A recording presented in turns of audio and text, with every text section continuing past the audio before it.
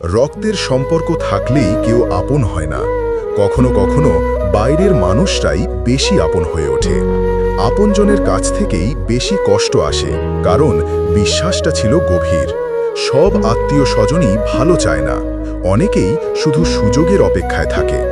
যখন কিছু নেই তখন আপনজনও কেমন অচেনা হয়ে যায়। যারা সবসময় পাশে থাকার কথা বলে তারাই প্রথমে দূরে সরে যায় বাস্তব ঝড় এলে। সম্পর্কের মানে আজকাল সুবিধা, যতদিন তুমি দরকারি ততদিনই তুমি আপন। কিছু আত্মীয় স্বজন কাগজে থাকে, মনে নয়। নিজের মানুষদের কাছ থেকে পাওয়া অবহেলায় সবচেয়ে বেশি পোড়ায়।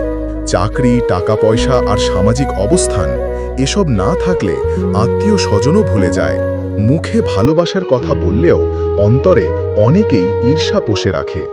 বাস্তবতা শেখায় কারা সত্যিকারের আপন আর কারা মুখোশধারী আত্মীয়।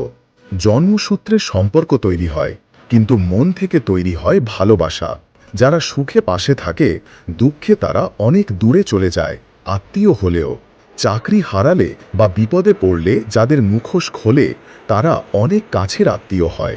সব সময়ের আপন বলতে কিছু নেই, সময়ই ঠিক করে কে থাকবে কে হারিয়ে যাবে।